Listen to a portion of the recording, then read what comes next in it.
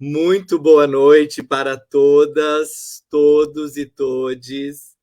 É uma grande alegria e uma grande emoção estarmos aqui dando início a esse nosso sexto encontro da edição de 2021 do projeto Encruzilhada de Saberes e Fazeres.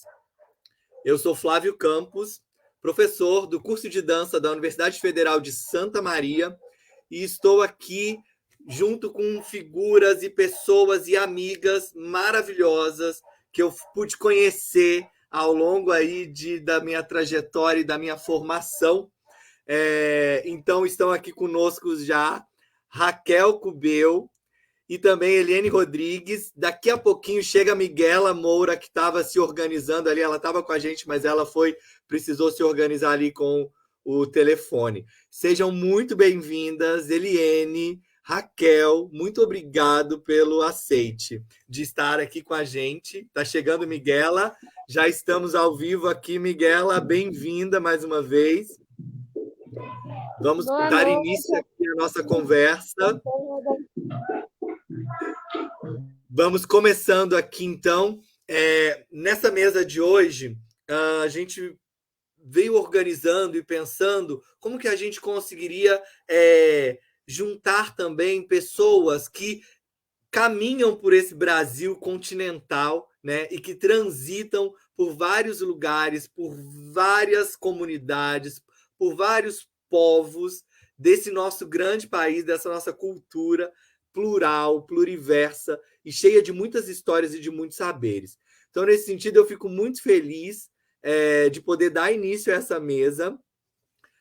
E aí, antes de falar o título, antes de chamar todas as coisas de contar, eu vou propor o seguinte, como eu tenho feito nos nossos outros encontros, que cada uma possa fazer uma autoapresentação e possa contar para a gente um pouquinho quem é você e contar para a gente das suas contribuições, das suas fazeções por aí. Então, vou convidar aqui para vocês irem se apresentando. Vou convidar na ordem que eu conheci. Primeiro, Raquel, que eu conheci numa situação, há alguns anos atrás, uma situação maravilhosa de formação lá em Porto Alegre. Depois eu chamo Miguela para se apresentar. E depois Eliane, que eu não conheci hoje, nem conheci ontem. É minha parceira de longa data, minha amiga, minha irmã. Então, eu convido nessa ordem para vocês se apresentarem e nos contarem um pouquinho de vocês. Vem, Raquel. Boa noite a todas, todos, todes. Eu sou a Raquel Rodrigues Cubel, né? Muitas pessoas me conhecem como Raquel Cubeu, pelo meu pertencimento ao povo, né? O meu povo que se chama Cubeu, que vem desde a Colômbia até aqui o Brasil, né? Um povo transnacional, como o pessoal assim chama.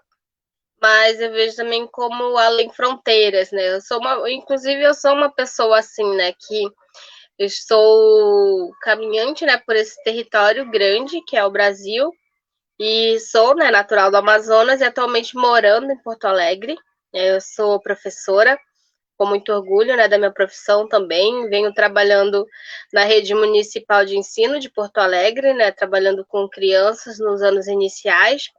Também trabalhando junto com a formação étnico-racial, né, a partir da Lei 11.645, né, que a gente sabe que já tinha a lei de 2003, que falava sobre a obrigatoriedade, né, do ensino da história de África aqui no Brasil, no ensino, e também complementada, né, com a contribuição agora, desde 2008, com as nossas literaturas e história indígena também, né? Aquela história oficial que a gente conhece, mas que, na verdade, a gente sabe que tem muito mais contribuição dos povos de África e contribuição do povo indígena também, né? Então, eu venho fazendo vários trabalhos, né, junto com o Colégio de Aplicação da URGS também, com a formação de professores, formação de estudantes, e principalmente, né, da comunidade que eu faço parte, que é no Centro de Referência Indígena Afro do Rio Grande do Sul, que fica localizado na Cidade Baixa, em Porto Alegre também, onde é a minha atual residência.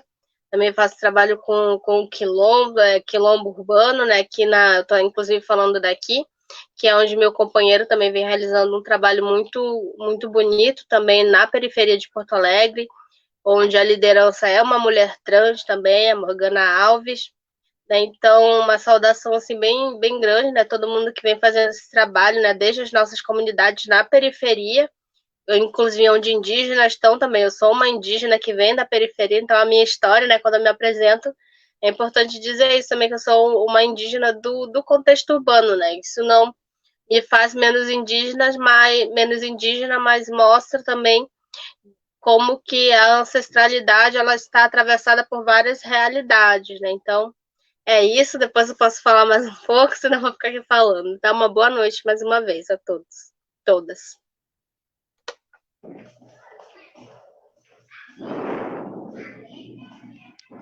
Bora lá! Boa noite a todos! Flávio, Eliene, Raquel, a todos, todas e todos. Meu nome é Miguela Peralta Moura, eu sou do povo Guarani, pertencente ao povo Guarani. Estou falando aqui do sul da Bahia, estou em trânsito agora, estou na rua, está rolando uma roda de capoeira aqui, e aí trouxe os meninos aqui, não deu tempo de voltar, mas bora lá, vamos conversar, né? Onde a gente estiver. Eu sou da fronteira do estado de Mato Grosso do Sul com o Paraguai. Ouvindo Raquel falar, né? A gente vai se encontrando nessas realidades, né? Eu também sou indígena de periferia, né? Eu falo que na fronteira a gente vem do vão, né? Do vão da fronteira, né? É uma morte, né? De apagamento e silenciamento, né? E de diversas violências, né? Que os povos pertencentes ao meu território, né? Passaram e continuam passando, né? E eu sou artista visual, né? Sou mãe. O meu trabalho ele vem com esse resgate, né? A fim de estar fortalecendo mesmo essa ancestralidade, né? Essa identidade que perpassa, né? Os nossos corpos, as nossas memórias, né? E é isso. Gratidão por estar aqui, né, com vocês. E eu vou passar a palavra aí para a Lili e a gente vai conversando.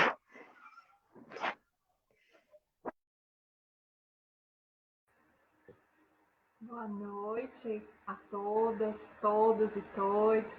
Raquel, prazer imenso ouvi-la. Flávio já sempre, há meses, quando ele nos convidou para esse momento, ele falou muito sobre você. Eu já estava muito desejosa de ouvi-la.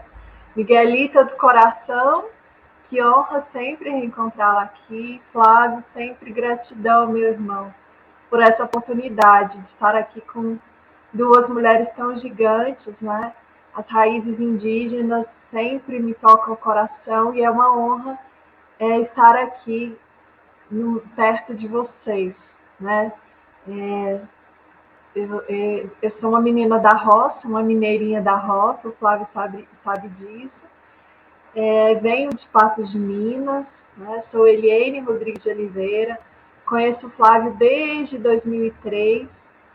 E no que se refere à trajetória acadêmica, eu tenho passeado pelo direito, pelas artes, pela gestão cultural, e penso que é por isso que o Flávio me dá essa oportunidade de estar aqui com duas grandes referências indígenas. Tenho pesquisado direito e arte desde 2005, também num caminho que eu considero, hoje eu começo a olhar um caminho periférico nas bordas, né? As bordas do direito, as bordas das artes, até por conta das minhas raízes, né? Eu estudei em escola do campo até a 8ª série, então isso nos últimos anos, nessa minha pesquisa de teatro e direito que foi se ampliando para direito e arte, nos últimos tempos isso tem me convidado com mais força, com mais rigor. Então é um pouquinho disso. Prazer imenso estar aqui com vocês. Muito obrigado pelas apresentações de vocês. Eu quero, antes ainda de dar sequência, eu quero dizer que esse trabalho aqui não é um trabalho que se faz sozinho, né? Esse projeto de extensão ele existe aqui na universidade desde 2017 e de lá para cá a gente veio fazendo de diversas maneiras. E só nesse ano de 2021, inclusive não fazendo até em 2020, a gente ficou meio suspenso, mas numa coleta de dados um pouco aí também nesse susto todo que a gente foi acometido, né? E aí nesse ano a gente retomou e nós conseguimos fazer ele no seu formato original, que é fazer esses encontros mensais, né? Então, a ideia é seguir um pouco a dinâmica do semestre letivo da nossa universidade, aí reajustado pela questão pandêmica, mas nós conseguimos fazer aí 2 encontros quase por mês, vamos dar uma folga mês que vem, e em janeiro a gente volta para encerrar com mais 2 encontros. E essa encruzilhada, bebendo nessa grande fonte de sabedoria dos povos afrodiaspóricos, mas também aos poucos vou entendendo que é um termo forte também para os povos indígenas, para os povos originários aqui dessa América invadida, né? Também se encontra essa trilha, essa caminhada, esse deslocamento, esses encontros e o que esses encontros geram. Então, essa encruzilhada aqui é nesse sentido de poder escutar. A primeira ferramenta aqui, a primeira atitude aqui eu tenho repetido muito essa fala, que a universidade possa se calar e possa escutar esses saberes ancestrais, esses saberes circulares, esses saberes milenares que estão aí, como belissimamente, provocativamente nos fala Krenak, né? Nós já estamos resistindo desde sempre. Eu estou preocupado com vocês aí, como é que vocês vão fazer, porque nós já estamos aqui na luta. Então, assim, escuto com grande admiração e recebo a lição dita por Krenak e também por tantas outras pessoas indígenas, né? Nesse meio termo de tentar cada vez mais me aproximar, sempre com respeito, com alteridade, uma alteridade efetiva e afetiva, para que essa escuta aconteça. Então, esse espaço aqui é esse, da gente escutar vocês, de vocês nos contarem um pouco, inclusive daquilo que vocês gostariam que a universidade pudesse fazer de outras maneiras, né? Raquel tem aí toda uma trajetória dentro da universidade, em formações diversas, né, Raquel? Quando eu conheci Raquel numa banca de uma grande amiga, que foi também minha aluna aqui, uma amiga nossa, né, Raquel, que também já esteve aqui no Encruzilhadas, que é a Ariadne Paz, e que me ensinou muito como aluna, e que eu fico muito feliz de poder acompanhar, e me trouxe de presente a possibilidade de conhecer a Raquel, assim como a Eliene, que é essa parceira de longa data e que vai me puxando, às vezes me dando um sacode assim, volta, vem para cá, vem para esse lugar que a gente gosta aqui, e aí me traz de presente assim a possibilidade de conhecer Miguela, me traz de presente a possibilidade de conhecer Kátia Teixeira, que já esteve aqui com a gente, a possibilidade de conhecer Thiago Briga, o Paulo Nunes, o Alisson e um monte de figuras maravilhosas, a Anabel e um tanto de outras pessoas do Brasil inteiro, porque essa roceira aqui, como ela diz, ela andou esse Brasil, viu? Que ela já desbravou nesse Brasil e ela tem coisa para contar. E ela está por aqui porque ela me traz a possibilidade de olhar também com outros olhos para um monte de histórias não contadas e não oficializadas pelas instituições que se querem hegemônicas, né? Então, a ideia aqui é subverter, indo na mão do Nego Bispo, com um grande respeito, assim, vamos trocar os trilhos, porque esses não servem mais, né? E assim, vou me apaixonando cada vez mais. E nesse sentido, eu vou pedir licença, Raquel e Miguela e Eliene, para a gente fazer uma menção ao querido Jaider Isbel, que nos deixou aí há pouco tempo. Com grande respeito, eu vou tomar a liberdade de dizer que nós estávamos conversando sobre a possibilidade de ele compor essa mesa junto com a gente. E como ele estava muito assoberbado lá com as funções da Bienal, ele pediu para que eu voltasse a conversar com ele em novembro. E aí a gente recebe essa notícia não vou falar triste, porque eu sei que tem outras perspectivas e outros modos de olhar, mas nos assusta, nos desloca, nos abre uma brecha, e aí eu fiquei tentando pensar, né, como fazer uma homenagem para ele no começo dessa nossa conversa. Eu queria mostrar algumas obras dele, mas depois eu me peguei um pouco preocupado se estaria correto fazermos aqui uma mostra das obras dele, nesse momento de luto, em que falar com a Dayara ou com as outras pessoas também, nesse momento ainda muito delicado. Fico aqui emocionado em falar isso e dizer que é uma perda no sentido de que a gente ainda tinha muita coisa para aprender com ele. Então, que a gente possa seguir aprendendo, eu tenho certeza que a gente tem muito que aprender com o que ele nos deixou e com o que ele ainda seguiu produzindo e seguirá produzindo nesse lugar de ancestral. Então, fica aqui o meu carinho, a minha gratidão, o meu respeito e dizer para vocês do quanto eu ainda tenho que aprender e do quanto eu ainda visito, escuto os podcasts, os programas.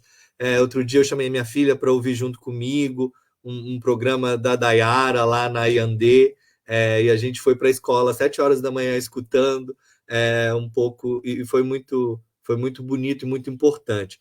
Então, nesse sentido, parafraseando aqui minha amiga Eliane, que a gente possa lembrar que junto do Jaider também tem outras tantas pessoas e outras tantas figuras e personagens importantes desse artivismo que o Jaider nos traz a partir dessa perspectiva, dessa cosmogonia, e me perdoem se o termo não é adequado, mas dessa cosmologia também, que está aqui representada por Raquel e por Miguela, e que eu espero que junto de vocês nós possamos também aqui lançar mão de outros tantos nomes, como a Dayara, que eu vou colocar, o próprio Copenaua, a Márcia Cambeba, e outros tantos. Eu não quero falar os nomes que eu sei que vocês vão falar, porque eu vou ficar colando o nome das pessoas. Mas muita gente.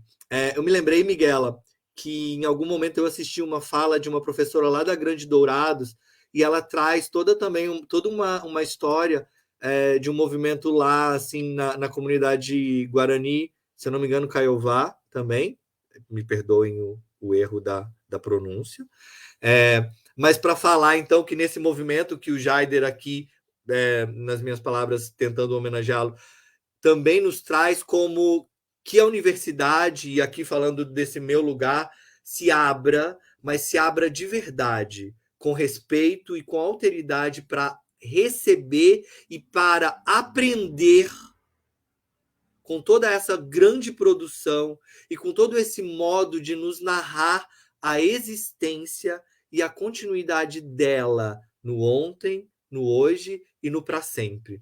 Então fica aqui a minha tentativa de homenagear e de dizer o quanto eu sigo aprendendo com o Jaider.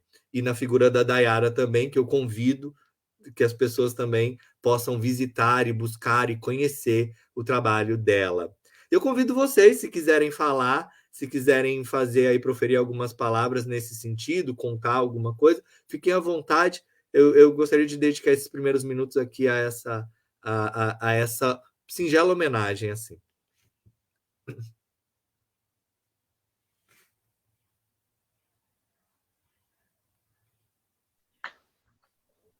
Eu acho que também, até mesmo esse momento de silêncio também é uma forma, né, de honrar o nosso parente Jaider. Embora eu já participei, né, de projetos juntamente com ele até nesse ano, né, de 2021. Não tive a oportunidade de encontrá-lo pessoalmente, né, nem a Dayara, mas a gente sabe da importância que é o parente pela ancestralidade, né, do povo Macuxi, a qual Jaider, né, vem desde Macunaíma, né, Macunaíma que é um grande também encantado, né, faz parte da espiritualidade, né, nós somos a nossa espiritualidade, muito mais do que representa, né, num valor que não tem como medir, né, nem de sucesso, né? Eu li algumas manchetes que, infelizmente, mais desrespeitavam, né, a memória, né? Nós sabemos o quanto a memória faz parte das nossas tecnologias ancestrais, senão assim nós não estaríamos resistindo através de uma memória que é passada de geração em geração, né, da nossa oralidade. E os jornais, na verdade, com o sensacionalismo todo, né, muito mais desrespeita do que tem essa possibilidade de honrar a memória, né, do nosso parente. E Porto Alegre é uma cidade que foi transpassada, né, pelas serpentes ancestrais também do parente ou de outros espaços culturais que até hoje, acredito que uma luta nossa, né, de existir, né, de nós existirmos hoje, existirmos, né, nos nossos antepassados, nas nossas crianças também, que é vida, né? Então, até mesmo é legal esse ponto de vista também do Flávio, né, falar que não é triste, né, esse pesar todo, muitas vezes que a morte é vista, né? Nós sabemos que muito mais nós sentimos falta, né? Principalmente pessoas mais próximas passam por esse momento de luto, né? Então, principalmente como foi falado, né, de respeitar esse momento, né, dos nossos parentes. Às vezes as pessoas muito mais criam histórias, criam ideias a respeito, né? Mas o silêncio, eu acredito que principalmente é uma resposta, né? Então, acho que fica isso, né, do nosso parente que muito foi e é feliz na nossa memória hoje, né? Então, muito para mim, né, inclusive pensando hoje, eu estava trabalhando, né, no trabalho desse ponto de vista corporativo mesmo, mas que para mim até a arte é muito mais essa liberdade, né, do tempo, a liberdade do ser, a liberdade do estar junto, né, principalmente. Então, acredito que nosso parente vai continuar conosco, né, em outros planos, né, por assim dizer.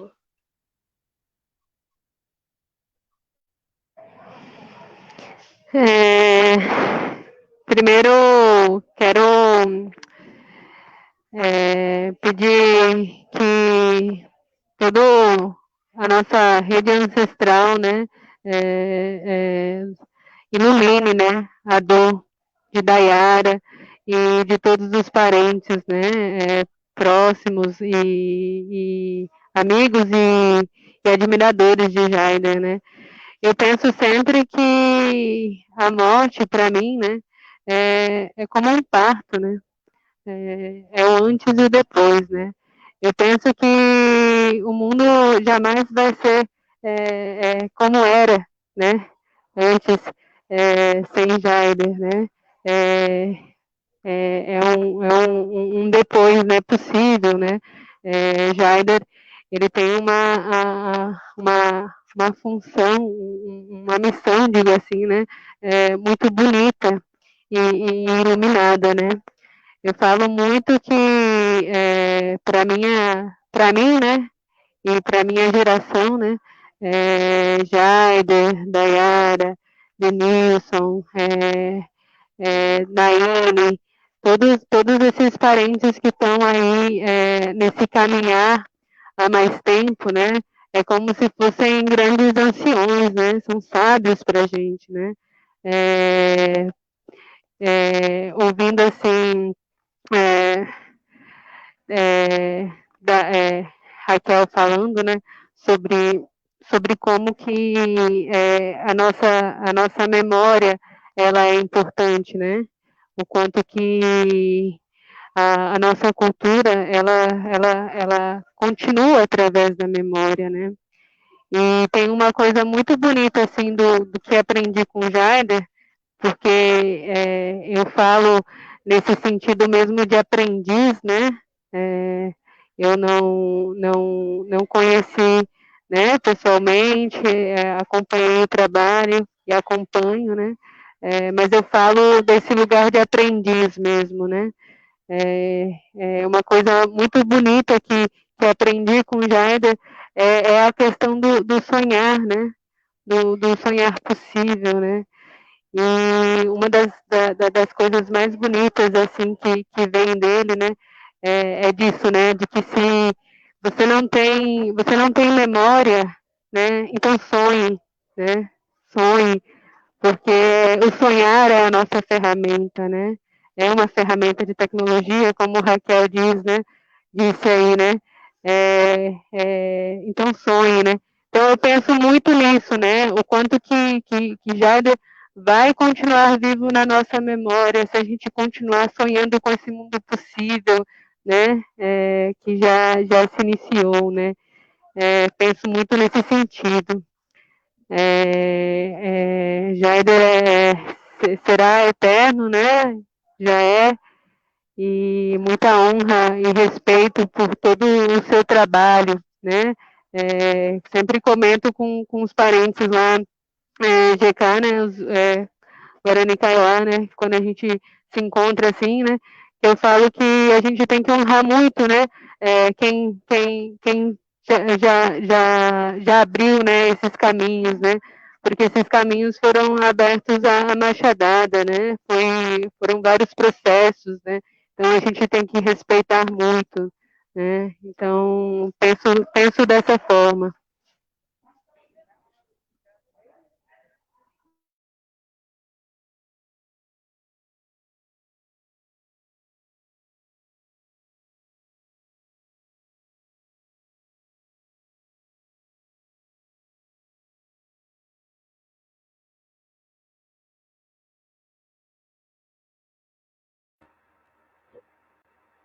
Ouvindo vocês e a Raquel, quando ela traz Macunaíma, para mim, e o Jaider sabe, né? Não vou dizer que ele sabia, ele sabe disso, essa força e essa magia de Macunaíma, que o nosso Brasil, eu penso que agora está começando a conhecer por meio desse caminho que a Miguela fala que o Jaider foi abrindo a machadadas. Né? O Jaider ele vem para a minha vida por meio desses amigos que o Flávio disse, de Roraima, Thiago Briglia, né? Que em 2007 fez um documentário nas trilhas de Macunaíma, trazendo as vozes dos povos originários em torno do Monte Roraima. E eu cá em Minas, o meu coração disparou. Então, em menos de 20 dias, cá estavam em Minas o Thiago Briglia e o Jorge Macedo, que são amigos do Jaider. E depois trouxeram para mim o Marcelo Camacho, fotógrafo também amigo do Jaider. E em 2013, 2014, num projeto nosso sobre os pássaros, o Marcelo trouxe o Jaider para o nosso universo, né? Um projeto que inclusive o Flávio faz parte. E eu rememoro e partilho isso aqui porque meses atrás, quando o Flávio me convida para esse momento, e também convido o Jaider, o dia que eu converso com o Jaider foi justamente, eu não sei, há 3 meses atrás, e tem um registro muito bonito, de uma palestra que o Jaider ministrou na UFMG, falando sobre Macunaíma e trazendo a Manon.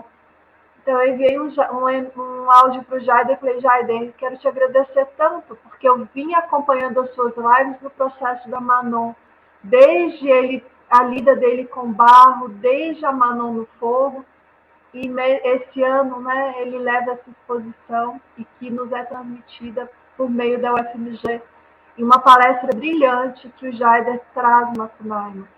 Então, esse neto, o neto de Macunaíma, de fato, ele está vivo conosco, apesar desse momento de dor, desse momento que para nós simples mortais, eu vou dizer assim, para nós simples mortais é dorido, mas com todo respeito e homenagem à família do Jaider, a Dayara Tucano, Parmênio Chutó, Marcelo Camacho, todas as pessoas que estavam e estão. A Vanessa Brandão, né, que fez uma pesquisa de mestrado sobre o trabalho dele em 2019.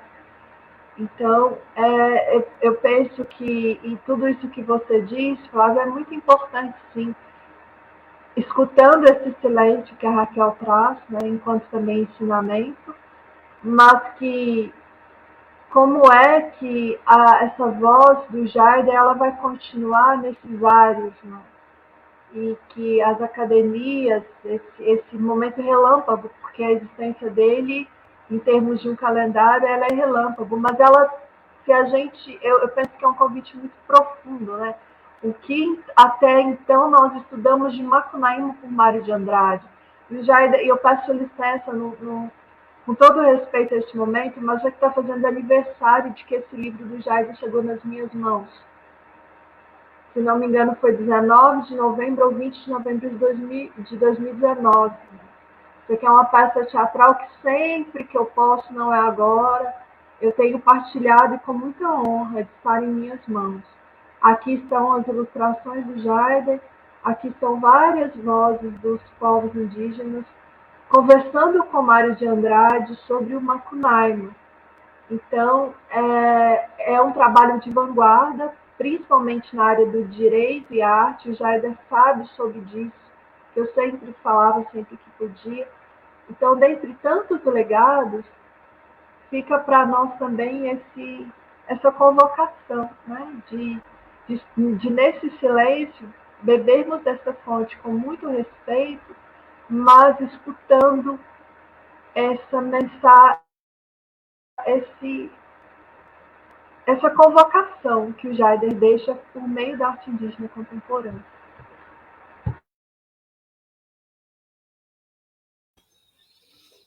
Obrigado. Obrigado, Raquel. Obrigado, Miguela. Obrigado, Eliene. Quem me apresentou o Jaider foi a Eliene. E desde então eu vou ali tentando me aproximar cada vez mais.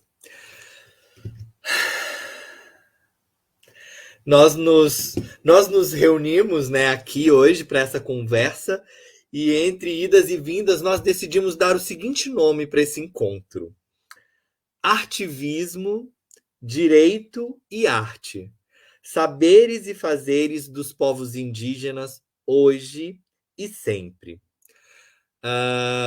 Eu convido então vocês para a gente fazer uma primeira rodada de uma conversa tranquila, sem nos preocuparmos aqui com o controle do tempo. É o outro tempo, é o tempo do respiro, é o tempo da, da, de rever alguma outra coisa, para a gente trocar uma ideia um pouco sobre isso, como chega para vocês esses termos, essas terminologias, esses usos e não usos, mas principalmente vou formular como uma pergunta também para Raquel e para Miguela, né?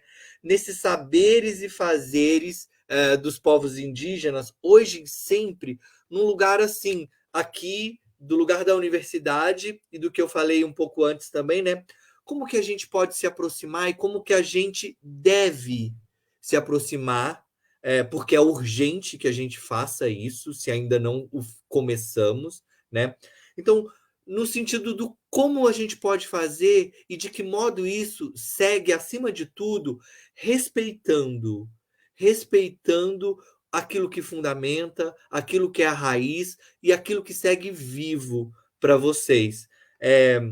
Então, venham, convido vocês para vocês me contarem um pouco sobre isso, sobre como vocês recebem esses termos, como vocês usam, e dentro disso, o subtexto é como é que vocês têm feito tudo isso? Como é que vocês têm feito para seguir na manutenção desses seus saberes e fazeres no hoje, nas periferias, nas encruzilhadas, no escuro, na falta de recurso, na falta de reconhecimento, mas não só, mas também nos bons encontros, naqueles onde as instituições que vocês trazem também se abrem, né, para essa escuta e para essas ações.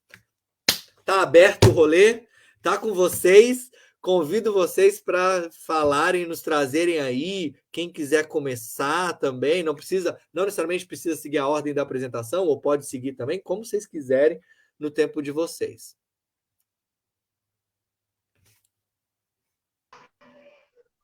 Vou puxar a carroça, então, né? Pra deixar o povo descansar um pouquinho. Beber uma aguinha. Então, para mim, né? Eu, enquanto uma indígena em processo de retomada, né? Eu falo, né? Porque para quem conhece o território Guarani, né? O território que abrange ali Mato Grosso do Sul, Paraguai, né?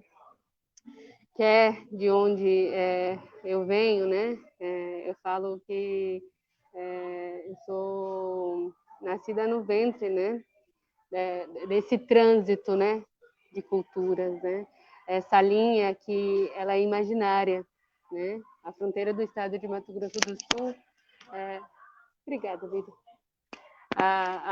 É uma linha imaginária, não passa de um marco simbólico, né? Você atravessa a rua e você está em outro país, né? E vice-versa, né? Não tem nada que te impeça disso, né? E para os povos Guarani, né? O caminhar é muito importante, né? Então eu falo que esse processo de retomada, para mim, né?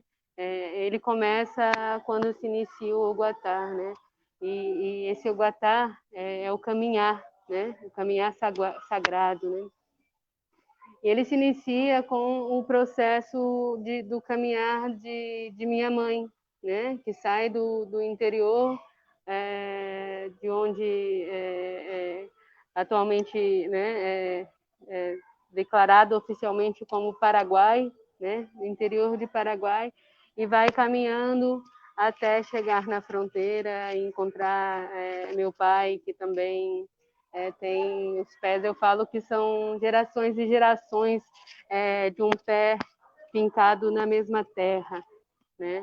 Então, o meu artivismo, né? Essa palavra, ela me vem com vocês, né? Eu achei muito bonita e vou até adotar para mim.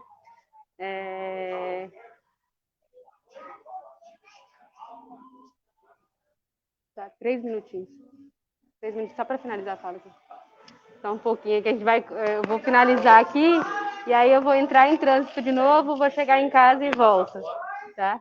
E aí esse artivismo começa disso, né? De retomar essas memórias, né? Essas vivências, porque eu falo assim que a arte, ela, além de curar, ela salva, né?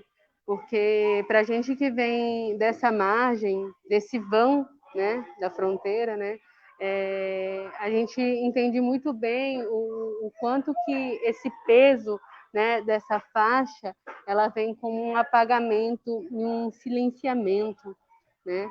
Então eu também falo que são gerações em silêncio, né? Esse meu processo de reviver essas memórias, né? E aí por isso que eu falo dessa importante sabedoria, né? De Jaider e de todo mundo que vem para nos ensinar, né?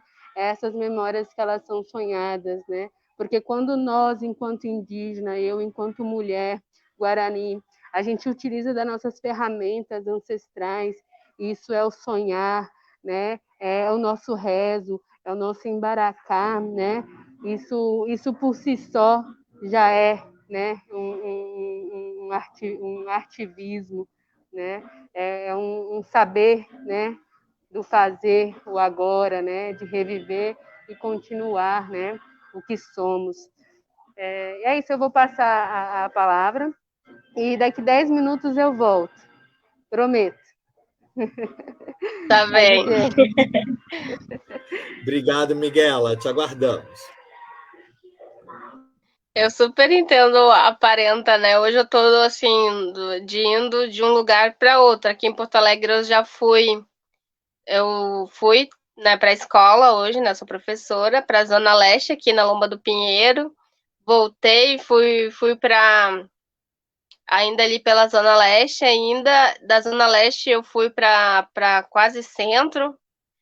E do centro eu já vim para a Zona Sul, então já cruzei a cidade praticamente. Umas partes a pé, umas partes de ônibus, e acredito que a gente, né, que tá nessa correria da cidade, tá nos centros urbanos, a gente vai muito nesse ritmo também, mas acho que a nossa vontade, não sei, aparenta, né, que ela depois ela vai voltar. Mas eu tava até pensando hoje no meu local de trabalho, né, num local que eu tô fazendo residência agora, de que a minha vontade era estar uma rede lá e ter uma rede, né, para embalar um pouco, acho que é nesse sentido de embalar os pensamentos, embalar os sonhos também, não só os sonhos quando a gente dorme, né, mas nesse sentido mais, não digo utópico, né, mas dentro da nossa possibilidade, da nossa realidade. Né, de um mundo que sempre nos apressa, né, das demandas, dos prazos, uma coisa que eu ainda não aprendi a trabalhar junto, né, a minha arte, por exemplo, ela tem o tempo dela, né, então eu prefiro não ficar, como é que eu posso falar, apressando, né, apressando nem botando sobre uma pressão, né, acredito que com o tempo, né, que a gente estava falando, né? Então, eu penso que é entender o tempo também. Não digo que a gente vai entender tudo, né? Mas pensar nesse sentido, né? Eu acho que, na verdade, mais a gente começa com questionamentos, né? E daí do que a gente achar respostas, né? É até é importante, né, dizer, até voltando um pouco sobre o parente Jader, né? Nós que estamos, né, nessas experimentações, né? Não digo que nós somos referências nas artes, por exemplo, né? Então, como o Denilson Bonilla, né? Como foi falado da Yara também, né? Que são indígenas que estão no circuito das artes, tanto no Brasil quanto fora, né? Assim como a Uira, né? Que é uma performer também, né? Emerson Uira é o nome. E eu vejo que cada um tem o seu tempo, sabe? E muito é que às vezes as pessoas procuram, né, as nossas falas ou procuram a fala dos parentes para ter respostas bem redondinhas, né? Saber o que é tipo o Google também. Mas é o contrário, quer dizer, outra coisa, outro sentido, né? Até o parente Denilson Banilla, que é da mesma região que eu, né? Que o meu povo, lá do Amazonas, do Rio Negro.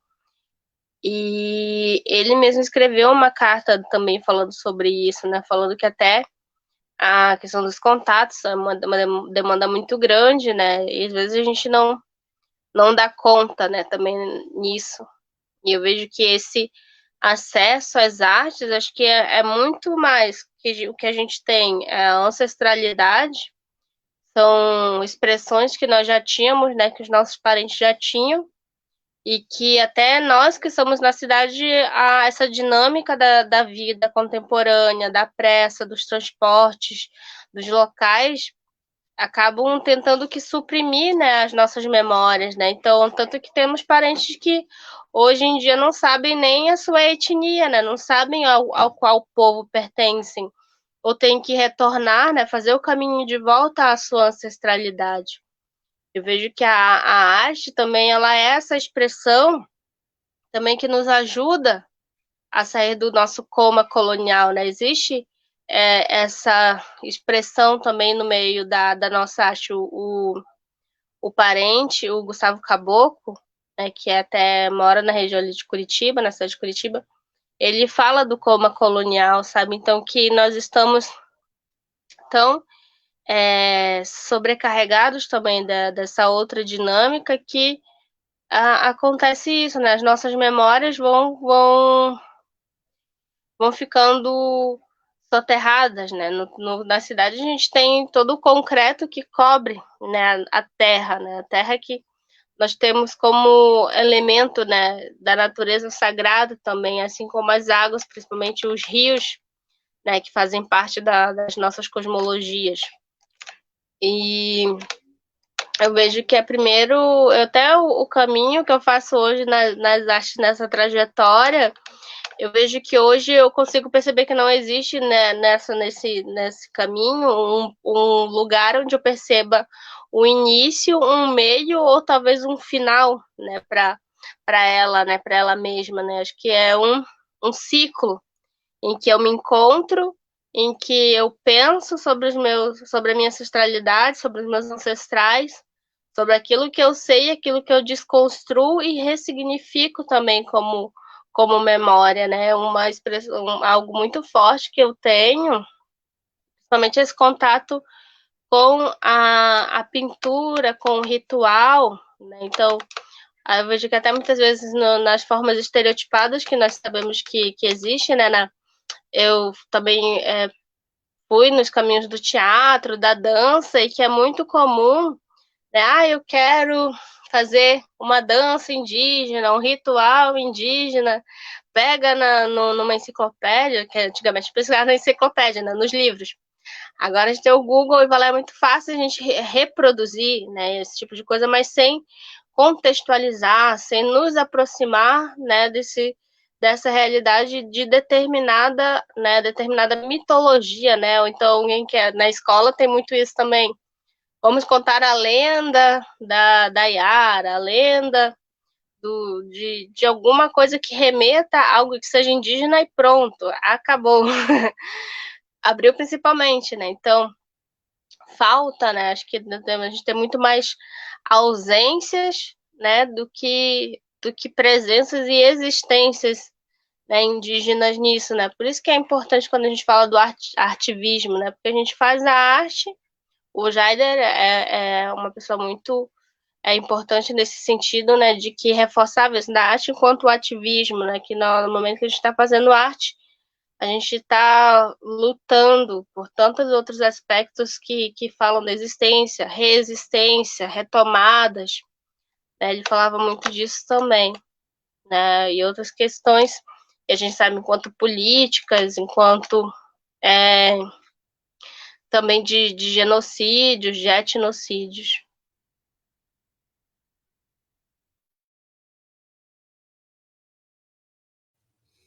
Bacana, Raquel, bacana. Você usou algumas palavras assim que depois vou te convidar para falar também um pouquinho para a gente, porque né, nessas escutas que eu fiz mais recentes e nas leituras que eu fiz. Eu queria só fazer um parênteses assim. Eu consegui fugir dessas notícias que não faziam jus à história. Consegui. E quando me mandaram alguma coisa, eu consegui até entender que, olha, isso eu não quero ver. Feche meu parênteses. Mas eu vi numa dessas falas, antes até de passar para a Eliane, que o Jaider falava de decolonizar, de descolonizar, né? Ele usava essa terminologia, você falou agora também há pouco, e aí queria te provocar assim, um pouco, se me dá a liberdade, de falar como que você está lidando, sabendo que você tem esse diálogo bem dentro também da universidade, como você está lidando com o uso dessa terminologia, e eu vou dizer até porque da minha provocação, porque daqui a pouco virou um modismo, né? Todo mundo está falando de decolonial, né? Aí eu já até reviro os olhos assim, lá vem, mais um. E aí não sei, Sim. como é que você está vendo isso? Eu vejo como ensaios, na verdade, né? Que a gente não tem como conceitos fechados, na verdade, porque assim, a gente pode tanto usar o descolonizar as nossas práticas, descolonizar as nossas mentes, porque a gente está fazendo aquele sentido na língua portuguesa, né? A gente sabe que o des é aquilo que vai retirar, né, daquilo que vai reconstruir também o des, né, aquilo tirar esse aspecto, né, que é quando a gente está falando da colonização. Só que a gente está falando de anos, né, na história desse contato violento, de anos de opressão de povos e do uso de poder contra outros, né, contra e principalmente a nossa desumanização. Daí até eu vejo assim que a gente procura, né, caminhos de humanização, principalmente. Só que a universidade em si, ela precisa de uma reformulação tão grande que ela não dá conta da própria decolonização, né? Olha como um S faz a diferença, né? De descolonização para decolonização. Né? A universidade ela tem essa maneira de trabalhar de que um conceito tem que ser diferente do outro, né? E o que é que vai mudar, né? A descolonização, a gente sabe que antes de chegar aqui no Brasil, né, antes de chegar nesse continente, né, que a gente fala das Américas, que batizou essas terras com o nome daquele suposto descobridor, suposto explorador de lugares, de novos mundos para explorar, que foi homenageado, né, com o nome do Américo, né? Então, o navegador.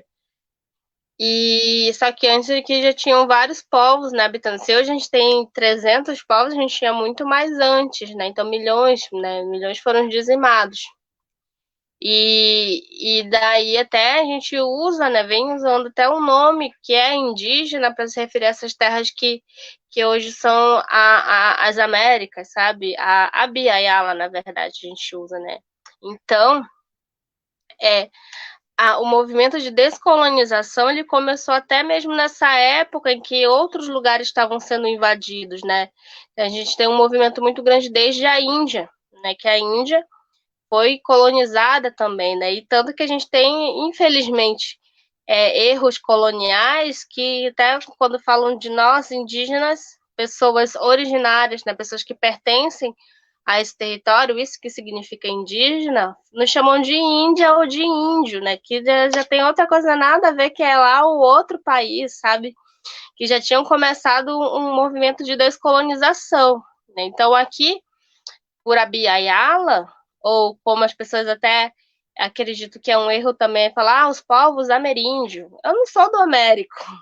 Nossos povos não são do Américo, nós não somos os ameríndios, nós não somos das Américas, nós somos cada um o seu nome e o seu povo, sabe? Então, aí quando a universidade quer falar bonito, vai falar decolonização, porque a descolonização já começou antes, então nós daqui dos ameríndios, a gente quer fazer uma decolonização. Né? Tanto que indígenas, né, eu vejo que principalmente os parentes, né, já vi o Denilson falar sobre, também a Dayara, falar sobre uma contra-colonização, na verdade, né, ser contra e nos, né, impor também, acho que não nem impor a palavra, mas nos confrontar, né, a gente confronta diretamente há muito tempo, né, tanto se for pensar do ponto de vista descolonial ou decolonial, povos indígenas sempre foram, né, porque já tinham as suas formas de existência e não dependiam, né, dessa outra forma, né, não estavam sujeitos, né.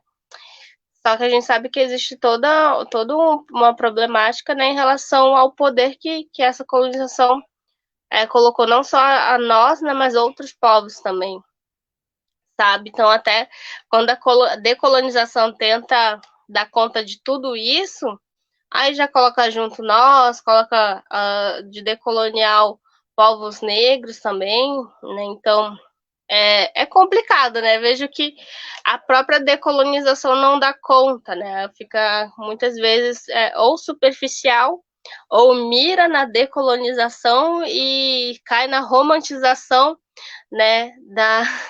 Das ancestralidades indígenas e negras, né? Tanto que as pessoas pensam, é bonito ser indígena ou ser de ancestralidade afro, vou conhecer tudo que for possível e sugar dessas ancestralidades para que isso supra a minha necessidade pessoal, sabe? Então, vem essa problemática, agora tudo é decolonial, mas o que é esse ser decolonial que está se puxando o debate, né? Eu também tenho minhas problemáticas aí também.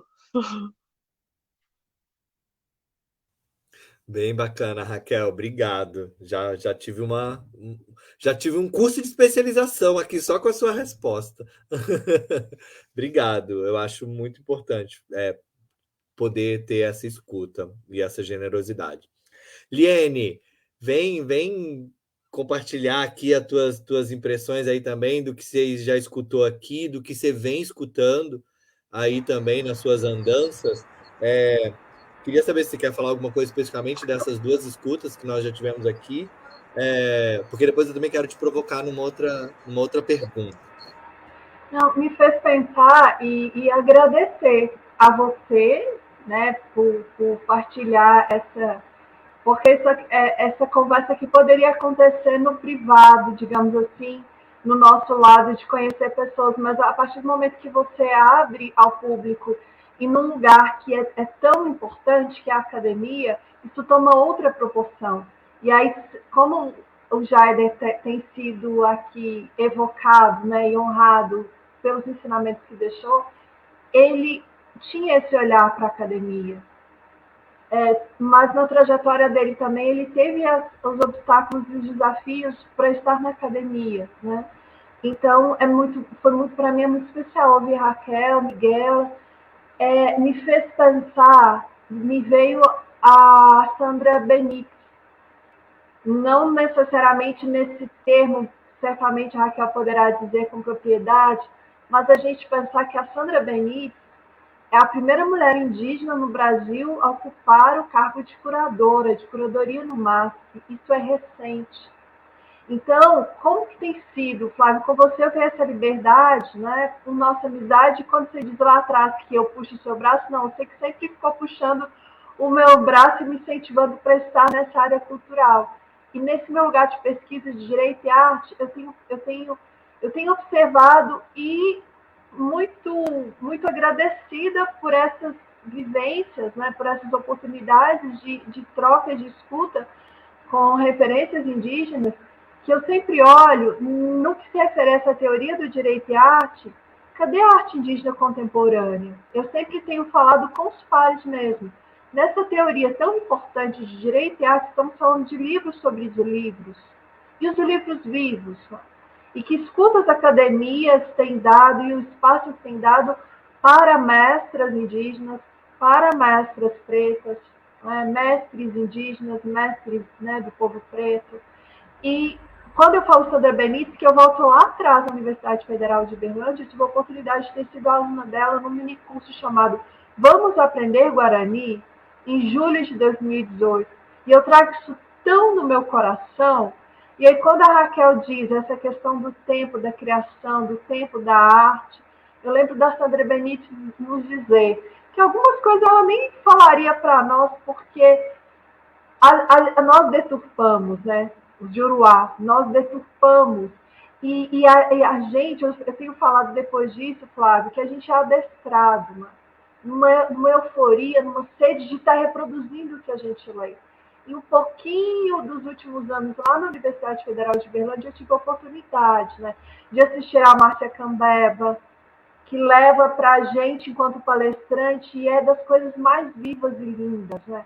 Ela leva o canto, ela leva as memórias, e a gente, não é que distancia, mas a gente vê a ser humano, a gente vê a pessoa antes de ver o currículo.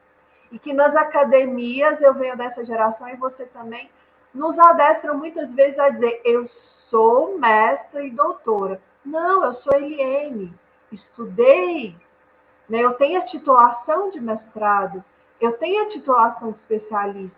Então, às vezes eu fico pensando, você aí na academia, nesse lugar, né, que está nesse lugar institucional, tem tanta coisa a ser desconstruída, mas essas pedrinhas, esses pequenos detalhes, eles vão fazer muita diferença. Porque a começar a olhar quem somos, nós não somos essa titulação. Que é uma viagem, mas aí eu acho legal trazer o nome da Sandra Benítez para chacoalhar mesmo e a gente pensar quantos anos nesse mundo das artes, onde estão as artistas indígenas, onde estão as pesquisadoras indígenas, e são tantas. Então é recente, é importante a gente frisar. E nesse livro que eu trouxe aqui, que é um livro teatral, aqui esse livro é um teatro vivo, reivindicando os direitos dos povos originários e nas vozes dos povos originários. Foi lançado em 2019. Quem de nós leu? tem sido estudado, Flávio, você na academia de dança e de teatro, e o bonito e é muito forte que foi lançado no dia 21 de novembro de 2019, e eu lá plugada. O Jaider transmitiu por meio de uma live aqui no Facebook, a avó Bernardina no palco, e dentro do livro, uma fala do Jaider, ele dizendo a Mari de Andrade, explicando a Mari de Andrade o que é live, e no lançamento do livro ele nos presenteia com uma live. Então aí a gente fica pensando, quem é que nas academias de 2019 até hoje estava trabalhando esse livro? Esse livro é uma peça de teatro de vanguarda. E é um direito e teatro que nas academias dessa teoria do direito e arte, cadê? Então tem muitos escritores e muitas escritoras indígenas. E a gente sabe que ainda não tem tido a visibilidade. Então eu penso assim, Flávio, que é uma convocação para você nesse lugar, para esse convite para os colegas da academia. A academia precisa abrir mais as portas.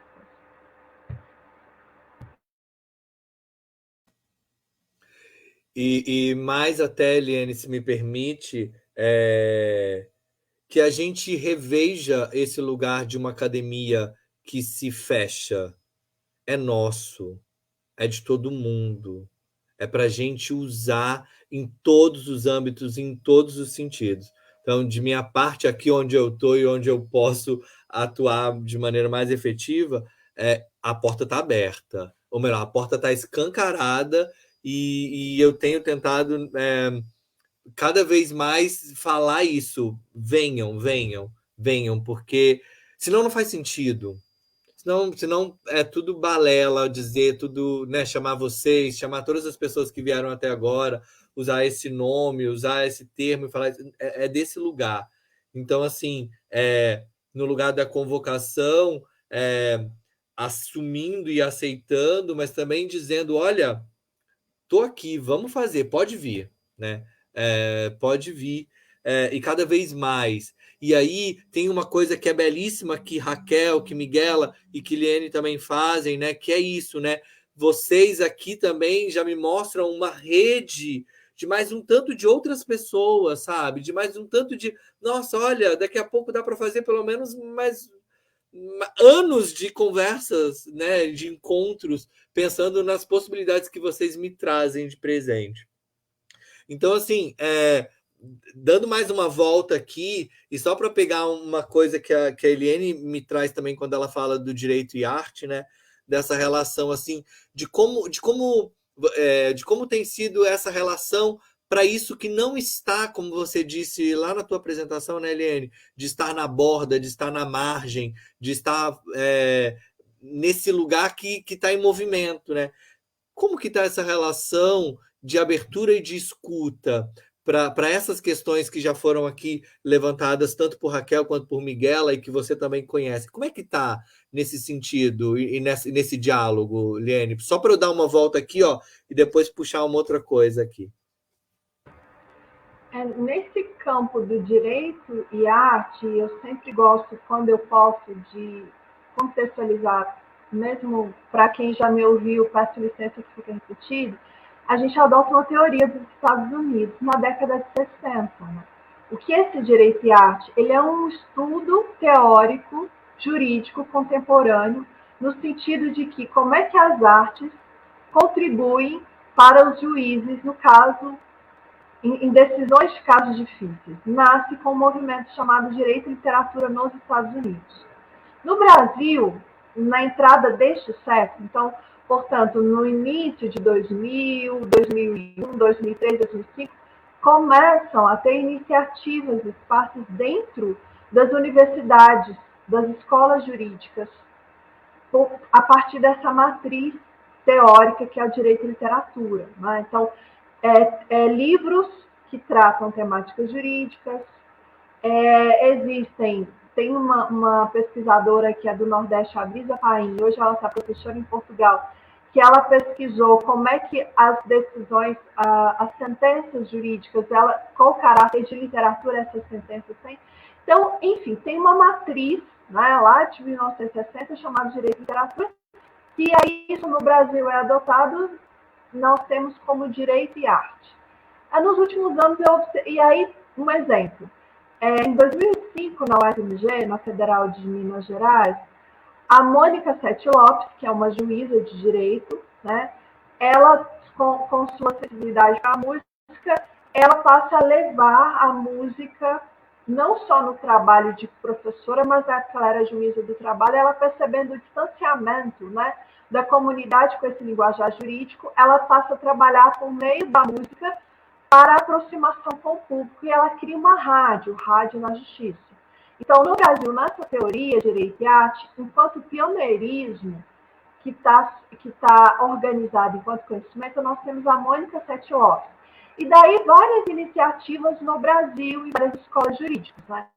O Encontro Internacional de Direitos Culturais em Fortaleza, que ali a gente tem no Brasil o berço da Organização de Conhecimento de Direitos Culturais, que é liderado pelo professor Humberto Cunha, junto ao Grupo de Estudos e Pesquisas em Direitos Culturais, ele nasce em 2004 por meio de um movimento. O Rodrigo Vieira e os colegas convocam o professor Humberto, o Rodrigo era graduando em Direito, convocam e eles fazem um seminário de Direito e Arte. Então, olha a potência dessas atividades artísticas. Então, nesse seminário foi revolucionário, nasceu um grupo de pesquisas que hoje tem se explorado. Então, esse conhecimento dos direitos culturais, ele tem, sim, sempre nessa interlocução com as questões indígenas, né?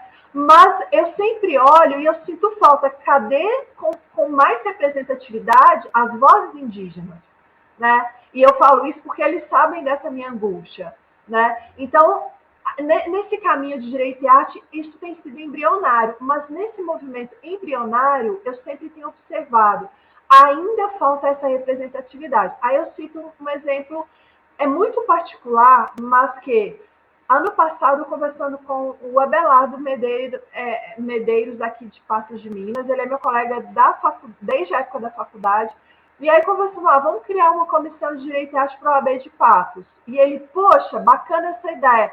Daí o que eu falei com ele? Vamos, requisito, colocar enquanto conselheiro um membro, alguém que seja das vozes indígenas e alguém que seja das vozes representar o povo preto, né? Então, só que aí isso não foi adiante por falta de fôlego, mas tem tido abertura nesse sentido. Inclusive, a primeira convidada foi a Caru Torres e ela aceitou ser conselheira dessa hipotética comissão. Então, nesse movimento de direito e arte, o Jair Erisbel, por exemplo, esteve conosco ano passado, numa aula na Faculdade de Direito em Goiás, no estado de Goiás, o Jair Erisbel esteve conosco e ele trouxe o termo do direito praticado, né? Trazendo a arte indígena contemporânea, e ele me disse, é o primeiro momento que numa atividade jurídica me convidam, Eliane. Estou aqui mais para entender o que é esse direito e arte. Está registrado, inclusive, né? Então, essas aberturas, eu percebo que elas vão se construindo em conjunto, né? Em conjunto, para que esse direito e arte, de fato, ele saia do papel, ele saia da teoria, e o que vai acontecer na prática vai depender dessa saída do papel e desse contato direto, tendo a representatividade. No caso aqui, hoje, a temática são os povos indígenas, essa representatividade indígena. Falei muito, né? Não, imagina, foi bacana para falar, para trazer essa tua fala, né, aí de convite também, de dizer que tem esse espaço, né?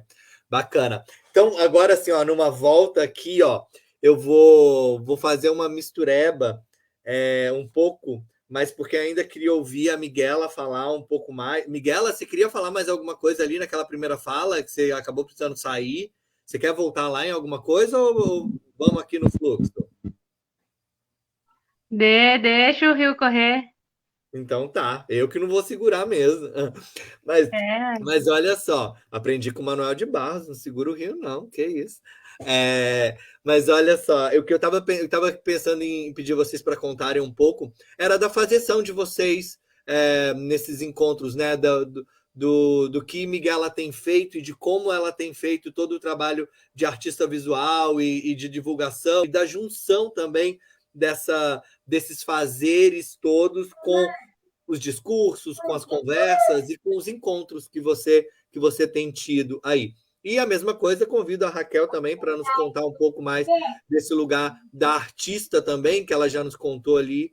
Mas eu queria propor um pouco desse relato para a gente aqui nesse momento.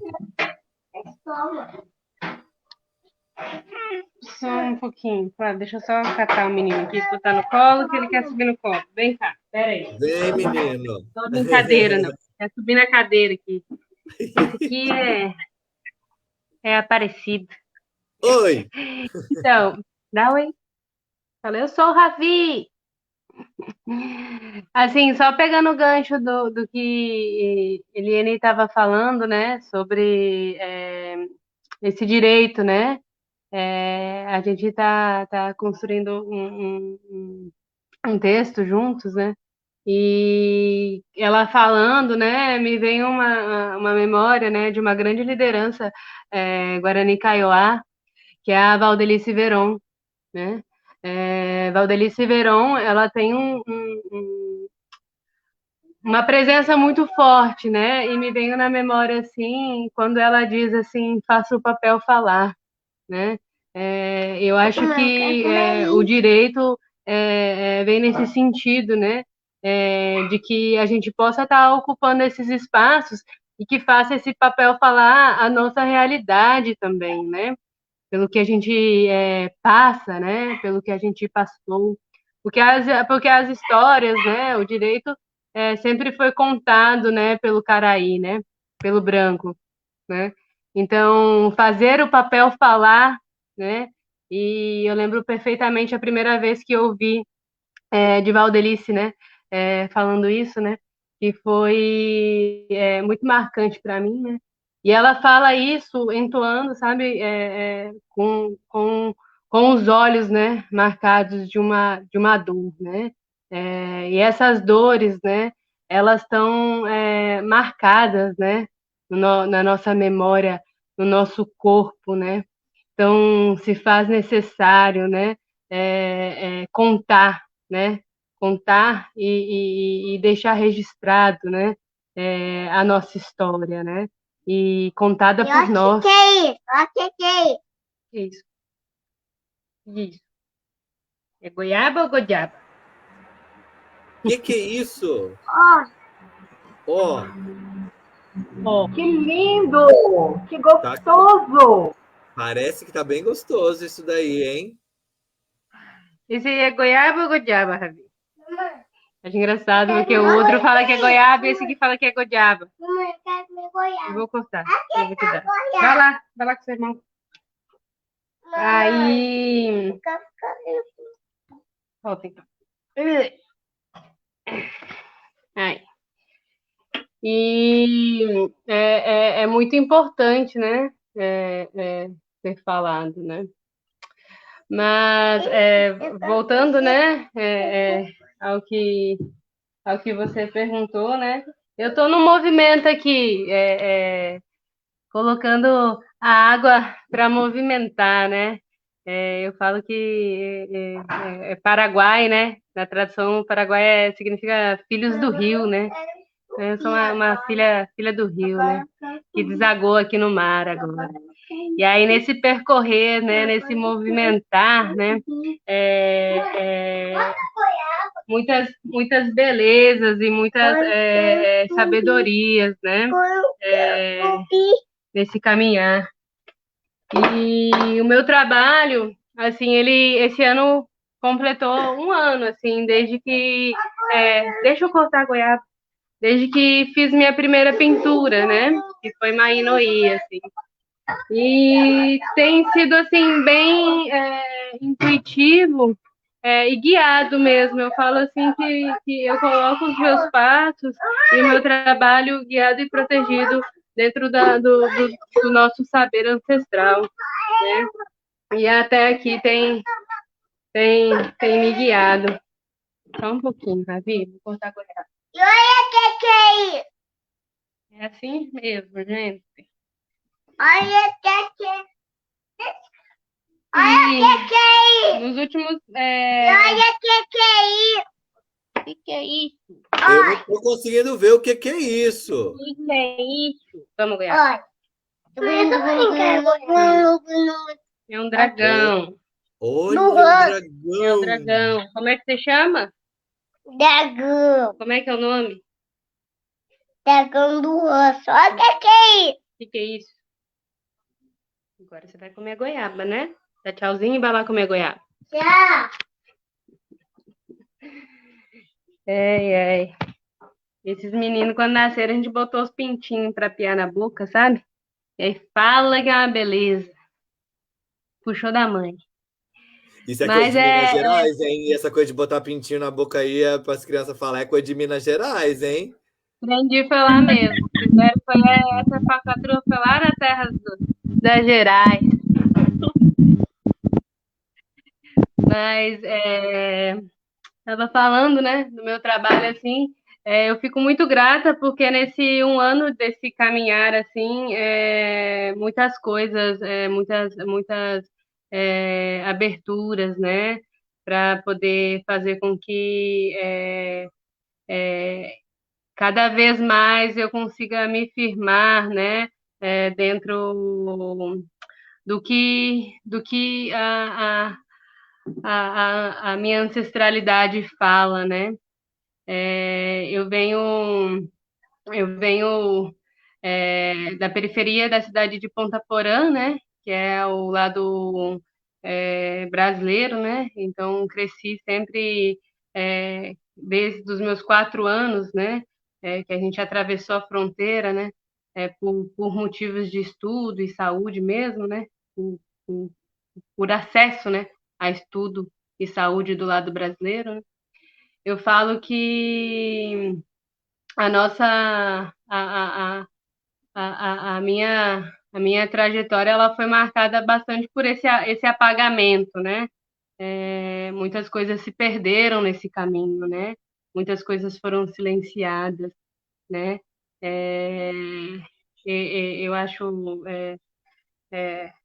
muito muito forte toda vez que eu tenho que recorrer à minha avó, né? E eu falo que ela é um poço de mistérios, né? Porque cada vez que converso com ela e que preciso resgatar uma memória, né? E ela é uma pessoa que passou por esse processo de silêncio mesmo, né? Do não querer falar, né? Não querer falar, né? Então, cada vez em que eu me vejo nessa retomada dessas memórias, né? Se fortalece cada vez mais o meu ser, né? E para mim, que venho do território guarani, né? A gente, eu compreendo, né?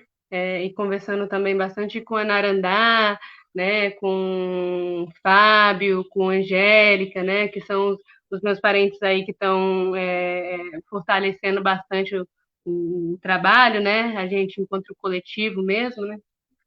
A gente fala muito, né, do quanto que as nossas memórias são marcadas, né? Marcadas por essa violência, né?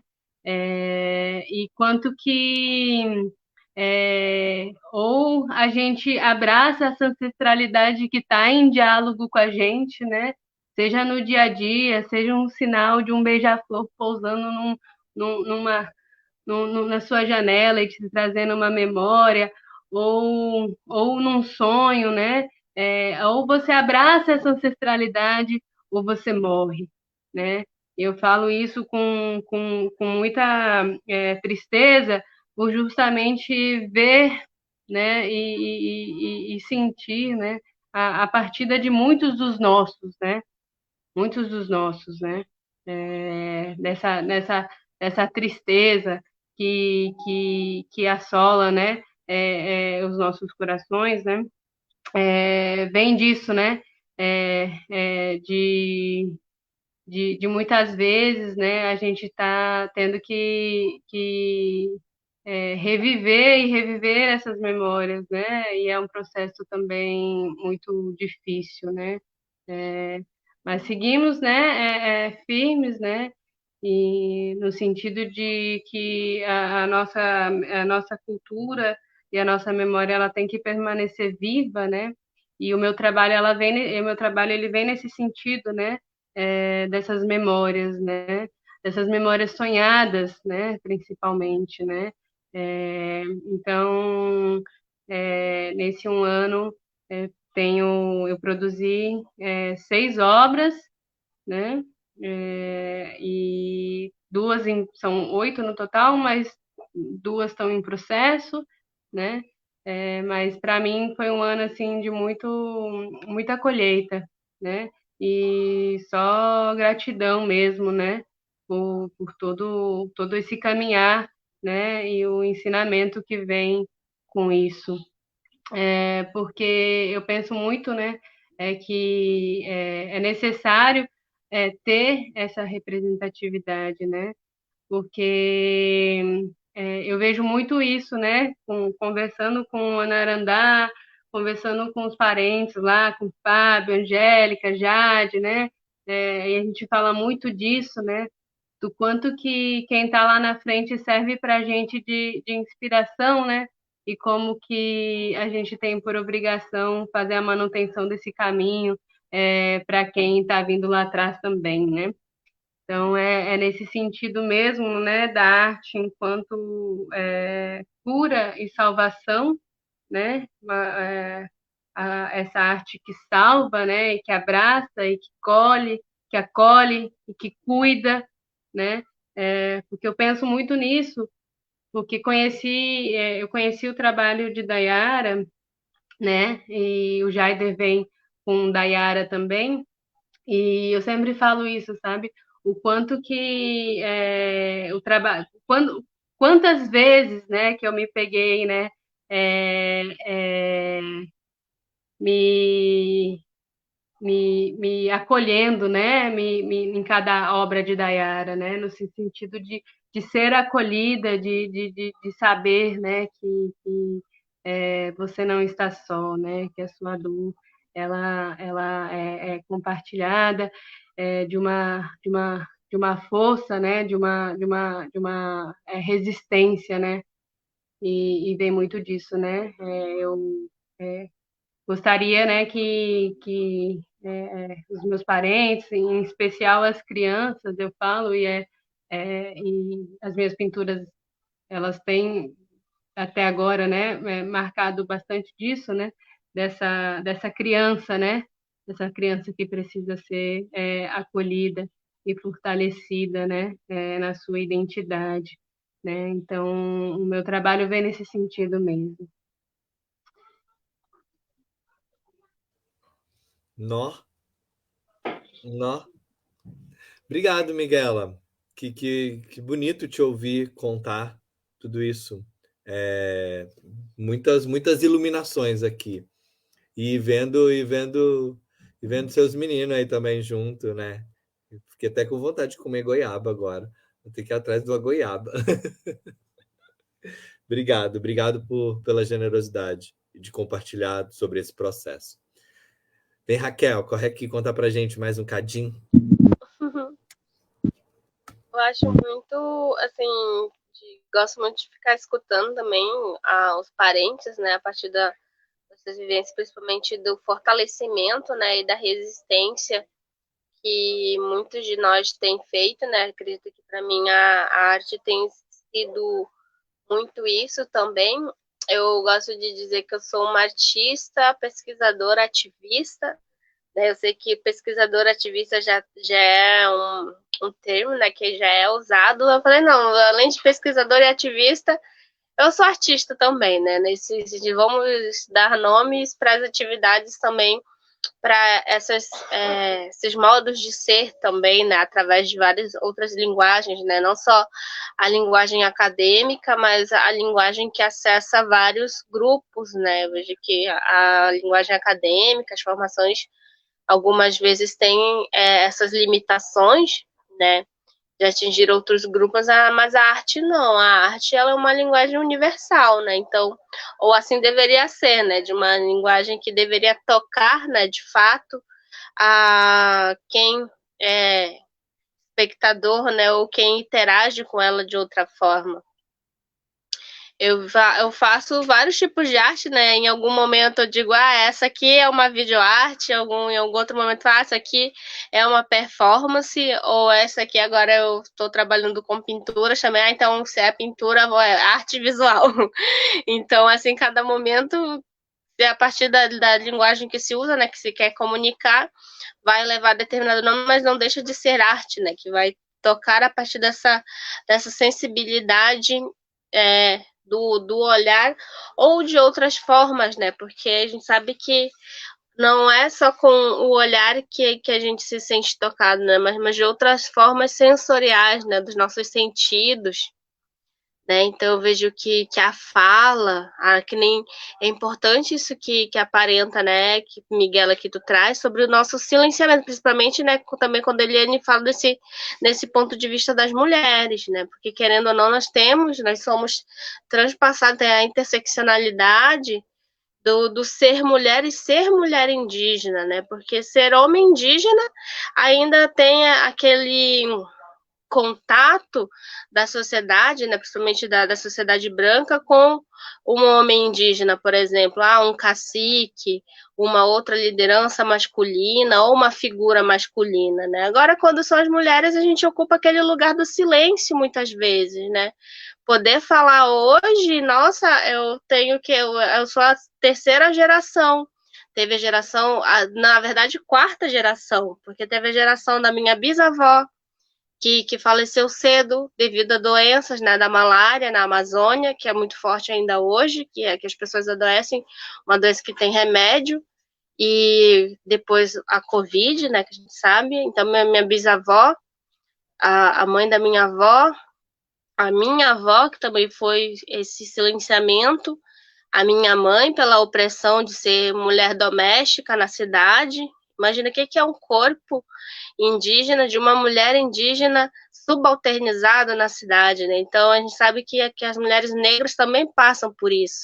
E eu tô aqui falando, sabe, as pessoas querendo me escutar. Imagina o que isso representa, né, nessa questão do ser mulher, né? Porque até às vezes num grupo masculino, né, o pessoal, os masculinos, os homens vão querer falar, né? E os homens vão querer ter razão, conhecendo bem meus parentes, sabe? Não só os parentes, mas qualquer outro grupo masculino, né? Ser independente do grupo racial, ou se sejam homens brancos, principalmente, que estão ali naquele topo, né, da pirâmide que a gente sabe que existe, né? Então, imagina uma mulher indígena falando e apresentando e influenciando ideias, né? Não digo influenciador desses influenciadores digitais, mas de formar opinião, né? Desse ponto de vista de formar opinião, né? A minha avó, e às vezes até essas memórias, eu vou pensando hoje, vou entendendo hoje nesse lugar que eu assumo, porque eu escutava minha mãe falar, não conheci minha avó, que era uma mulher de etnia tucano, também que é do Amazonas. Na época no Amazonas tem isso, né, na nossa região, na região da minha mãe, de diferentes, né, etnias casarem entre si, né, ter esse encontro, né. Então a minha avó, uma mulher tucana, casou com meu avô, que era cubeu. Meu avô conduzia os rituais e a minha avó fazia muito desempenhava esse papel do cuidado, né, da família, do cuidado com os filhos. E ela não falava português e não falava o castelhano, naquela da região mais da Colômbia, mas falava a língua dela, que eu não entendia. Como é que minha avó não falava português e não falava castelhano? O que ela falava então? Sabe, no meu pensamento de criança. Ela falava a língua dela, que é tucano, sabe? Então minha avó falava tucano, e sabe isso? Hoje, como memória, eu sei disso, e eu não tinha noção do quanto isso representa, né, no papel de uma mulher indígena. E hoje eu sou uma mulher indígena, diplomada, mas eu não sei a língua tucano, porque a violência, né, impediu que a gente continuasse não tendo o direito de ser indígena e querendo matar essa língua, né? Nós temos hoje, nossos parentes sabem tucano, sabem a sua língua indígena, mas muitos de nós, como eu, também não sabem, e eu sei da importância, né, da revitalização das línguas. Eu hoje, como educadora, sou uma ativista que defendo isso também, porque matar uma língua, um povo não ter a sua língua de origem, a sua língua originária, isso é genocídio também, um etnocídio, uma forma de nos matar, sabe? Eu vejo que a minha arte hoje, ela representa muito isso do meu corpo, que eu coloco como um ato, um manifesto também, um manifesto enquanto mulher, eu me identifico como mulher.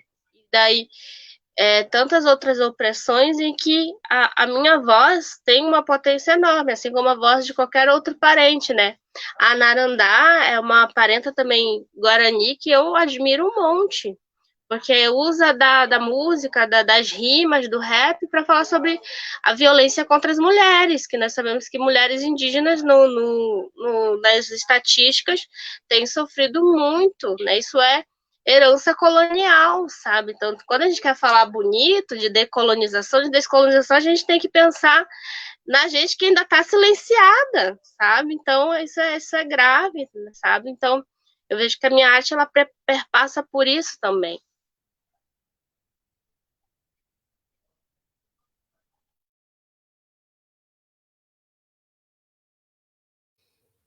Nossa, estou tomando nota para não esquecer. Assim, Raquel, muito, sabe, desse lugar. Pensar nessas pessoas que ainda estão sendo silenciadas, né? E o silenciado agora, esse silenciar, já tinha um peso quando eu escutava, mas agora com as falas de vocês, né, de Miguela e de Raquel, assim, ainda vai para um lugar de uma violência muito maior do que a que eu consigo dimensionar, assim, desde o meu lugar aqui, né, da minha história, do que eu tenho, do que eu trago comigo e do lugar que eu tô hoje, assim. Então, nossa, um tanto aqui, assim, porque é isso, né? E aí, pegando ali também uma fala lá da Miguela do ativismo, quando ela falou a primeira vez, né? Que é desse lugar, né? Será que faz sentido a gente seguir produzindo? E também me lembrando da fala ali do Jaider que eu comentei, né? Que eu escutei às 7 horas da manhã, né? Será que ainda faz sentido fazer uma arte que não está preocupada ativamente com reverberações e com mudanças, com transformações. E daí tudo isso que vocês falaram, né? Quando a Miguela fala dos procedimentos ali, dos procedimentos dela de criação, mas também lá atrás, quando ela começou a falar que ela trazia isso como eu até anotei aqui essas práticas, eu anotei com as minhas palavras, né? Mas essa prática tradicional, pensando no rezo, você falou de uma outra coisa também que eu nunca tinha ouvido, Miguela, esqueci. Eu anotei e esqueci. Aqui com minhas coisas, mas esqueci. Junto do sonho, né? Mas como que a nossa arte, como que o que a gente está pensando da nossa arte pode fazer essa mudança, fazer essa transformação, e essa transformação do sensível, né? Que aí, quando também a Raquel estava falando agora há pouco, né? Nesse lugar que a gente redimensiona e pensa no agora, no que vocês acabaram de compartilhar com a gente, assim. E aí volto na fala da Miguela, né, dessa arte que cura, que salva, que abraça, que acolhe, e nesses tempos que correm, essas atitudes e esses fazeres e saberes, eles por si só são revolucionários, né? Porque num lugar onde a gente não está mais preocupado se o outro vai passar fome, se o outro vai conseguir acordar vivo amanhã, abraçar, acolher e pensar em como curar o outro, e antes até do outro a si mesmo, né, de todas essas doenças do contemporâneo, da política de agora, vigente, né? Nossa, estou aqui assim, embebido, embriagado de tanta coisa boa, assim, de tanta escuta potente, e que eu espero, assim, Miguel, antes de você falar, que eu espero que possa ser só o começo, viu? Raquel, Miguela, Eliane já está vindo esse ano pela segunda vez aqui, ela veio também compartilhar com a gente no começo do ano, numa outra ação, mas ela sabe disso, a gente é muito próximo, muito, muito, a gente é irmão, como ela diz, de alma. Então, assim, tá aberto para vocês. O que eu puder e o que a gente puder seguir conversando e dialogando, por favor, contem com esse espaço e com essas mãos aqui, que a gente possa rodar muita saia. Fala, Miguela, fala, Miguel. Rodar saia é comigo mesmo. Adoro. Mas, ó, só estava escutando a parente, né, Raquel, falando sobre essas violências, né, que a gente herda, né, é uma violência, né, geracional mesmo, né, e falando sobre esse silenciamento, e eu penso muito no silêncio, assim, que vem de minha avó, né, ela ainda é viva, tem 80 anos, né, e esse silêncio é muito marcado para mim, né? Porque né? Ela vem da fronteira lá com o Pantanal, sabe? E ela, aos 9 anos, né, foi tirada e levada para o interior do Paraguai, né? O que hoje eu entendo como um sequestro, né? E o mesmo aconteceu também com minha mãe, com as minhas tias, né? E quando a gente fala desse silenciamento, né? É impossível não falar, né? O quanto que essa estrutura colonial, como Raquel trouxe, né? É marcada dentro do, da imposição, né, da religião dentro dos nossos corpos, né? Porque esse silenciamento da minha avó, né, e por muitos anos, né, também foi o meu e também foi de minha mãe, né? Vem disso também. E é impossível não falar disso no momento em que as nossas lideranças, os nossas Nhandecis, né, e nossos Nhanderu, que são os nossos representantes máximos de poder dentro da cultura Guarani Kaiowá, nesse momento estão passando por diversos ataques, né? De casa sendo incendiada, né? Da nossa Nhandeçu, Cunhá Ivete, né? Sendo a todo momento perseguida dentro do território, né? E essa perseguição ela vem muito dentro dos nossos próprios parentes, né? E aí, quando eu entendo dessa violência, dessa perseguição, eu entendo o silenciamento da minha avó, né? Eu entendo o silenciamento da minha avó porque ela, hoje, eu diria assim, a minha avó, enxergando, né, diversas coisas pelas quais a gente passou, né? Ela, hoje, né, com 80 anos e tudo mais, ela é uma dessas pessoas que intoxicada, eu digo mesmo, né, por essa religião, né, por muito tempo também perseguiu, sabe, é, é, outras pessoas, né, com essa mentalidade que foi imposta na cabeça, né, mesmo a minha avó, né, e eu cresci vendo minha avó fazendo rezos, né, em Guarani, minha mãe também, são coisas que eu faço aqui em casa também, né? Eu também não domino a língua materna, mas dentro do meu trabalho eu também trago isso, né? Quando cada obra ela tem esse diálogo dentro da ancestralidade, né? Diálogo com esses nossos, dentro da nossa religiosidade guarani, né? Cada obra tem esse diálogo, né? Traz isso, e eu fiz questão de trazer o em Guarani, né? E aí eu agradeço, né, a Narandá, porque ela que é responsável, né, por todas as traduções, né? Sempre que eu preciso eu vou lá e corta Narandá, né? Que é isso, né? E aí foi engraçado que eu tô até fazendo uma pintura que ela se chama Nhaguaí, que é de uma música, na verdade, do Dércio Marques, né? E aí eu e a Narandá, a gente não eu fui procurar essa tradução e não encontrei, né? Em Guarani nenhum que eu conheço, né? Aí eu e a Narandá a gente chegou à conclusão de que significa corrente das águas, né? De acordo com o que a gente estava conversando, assim, a gente deu uma tradução, né? Para a palavra, né? Mas voltando, né? O quanto que essa imposição, né, de como que nós devemos ser, ou como devemos nos agir, ou comportar, né, se comportar, ela tem uma raiz muito forte, né? E por muito tempo, acompanhando assim um pouco do processo acadêmico mesmo, né? Porque eu não estou dentro da academia, né? Eu fiz um semestre de ciências sociais, aí já arranjei menino, né? E aí acabou que agora tem 4 anos que eu estou na academia, mas é da maternidade, né? Mas eu tenho muita vontade de voltar, ocupar esse espaço, né?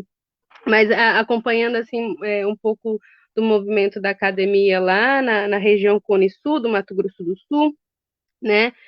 Muitos estudos traziam assim, né, o quanto que a mescla, né, isso, né, de 2000 para cá, né, essa fusão, né, da religião caraí, né, dentro das aldeias, né, por muito tempo, né, foi observada como né, faz parte do processo, né, de processo, né, de mutação, né, da cultura e tudo mais, faz parte de um fortalecimento e tal, mas hoje a gente vê, né, que não, né, que por mais que a gente tem ali pastores que são indígenas, né, que são, isso continua trazendo um mal muito grande dentro das aldeias, né? E a gente vê isso porque no estado de Mato Grosso do Sul, em Dourados, nós temos um índice muito grande de suicídio entre jovens, né? E essa violência, ela é responsável por isso, né? Essa doença, né? Ela vem disso, né?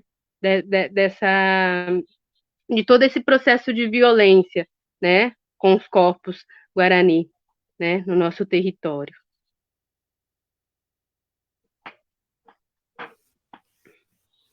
Obrigado, Miguela. Acho importantíssimo ouvir esses relatos teus todos, por essa dimensão também, né? Que é espalhada, né? Espalhada pelo Brasil, assim, dessa coisa que é um desfeito, é contrária à ideia de pluralidade, de respeitar, né? As mais diversas culturas. Vem, Liene, vem me ajudar a arrematar esse papo aqui. Corre aqui. Assim, é tão muito precioso, Raquel e Miguel. A gente fica muito agradecida. Eu, particularmente, e por conhecer o Flávio, creio que ele não vai discordar de mim pela entrega de vocês. Né? Para a gente é muito precioso ouvir e eu tenho, o Flávio sabe, nesse meu caminho de pesquisa, nos últimos anos, eu tenho sentido muita falta das histórias, das nossas histórias, principalmente dentro das faculdades de Direito. É o lugar da minha formação e é ali onde eu comecei a ter angústia e buscar as artes nesse diálogo. Mas, Flávio, eu acho muito importante, tanto da fala da Raquel e a Miguela traz isso, a questão do idioma. Sem você ter puxado esse fio, elas trouxeram, e sempre que eu posso, eu partilho uma reflexão que quem me chacoalhou foi a Inês Virgínia Prado Soares, que é uma grande referência que a gente tem, não só no Brasil, né, mas o trabalho dela se estende para além do Brasil, nos direitos culturais e direitos humanos. Foi em 2012, eu assisti no Encontro Internacional de Direitos Culturais, e Raquel e Miguela, a Miguela talvez já me ouviu falar sobre isso. A Raquel deve ter propriedade disso, mas eu peço licença porque eu acho muito importante partilhar. É que a nossa Constituição Federal de 88, ela traz, enquanto idioma oficial, o português. Portanto, o que é que está de fora? Vários idiomas indígenas, vários falares africanos. Então, a gente precisa, Flávio, falar sobre isso. Como que isso vai ser reparado ou não, eu não sei. E a gente sabe que a estrutura, a estrutura, principalmente patriarcal, e principalmente nesse desgoverno que nós estamos, a gente sabe que são desafios acima de desafios, mas é necessário, né? E aí a Miguela aqui do povo guarani, se a gente pensar, não sei em que época, né? No Paraguai foi reconhecido o Guarani enquanto também idioma oficial. Então, é possível, se a gente observar os nossos países vizinhos, eles têm avançado nesse sentido. Então, eu acho importante deixar esse registro como reflexão ampliada a partir do relato delas, né? Então, quantas violências são advindas a partir dessa dificuldade, a partir desse silenciamento da própria língua materna, mas aí quantas outras violências, até mesmo nas próprias academias, né? De acadêmicos que são indígenas terem que se enquadrar nesse idioma de português junto de vocês, professores.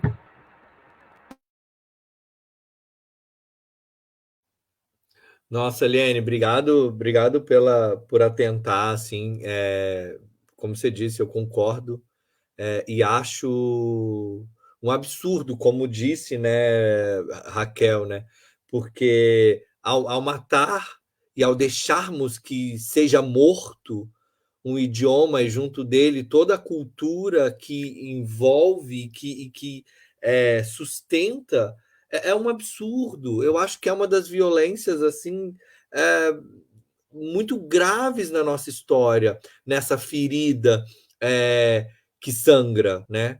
Que está sangrando e que segue, e que ao contrário de a gente estancar, me parece que a gente está ainda aumentando cada vez mais. Por favor, Li, por favor. E que está institucionalizada na nossa Carta Maior. Isso é muito forte, isso é muito grave, muito sério, muito sério. Que a gente possa pensar, convido o Miguel, a Raquel, Eliene e todas as redes de vocês, que a gente possa pensar ações assim que estejam aqui nesse tipo de relação e nas pós-pandemia, que eu espero que chegue logo, para que a gente possa, dentro dos espaços que a gente já tem garantido nessa estrutura, como disse Raquel lá atrás, que precisa se rever e precisa da universidade, né?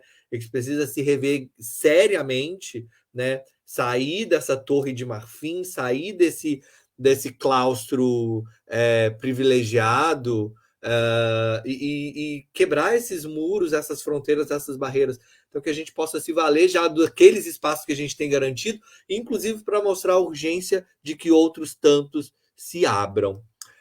Minhas queridas, nós já estamos chegando no final desse nosso encontro, mas eu quero pedir muito assim que não seja o primeiro, que a gente possa fazer outros tantos, em situações das mais diversas possíveis, assim, que a gente possa seguir e manter vivo esse diálogo, esse fogo, essa fogueira desse encontro.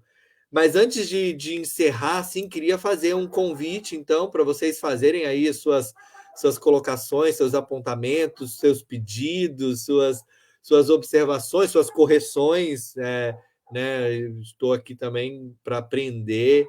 Então, por favor, façam aí suas falas para a gente poder encerrar esse nosso encontro aqui, potente e vivo.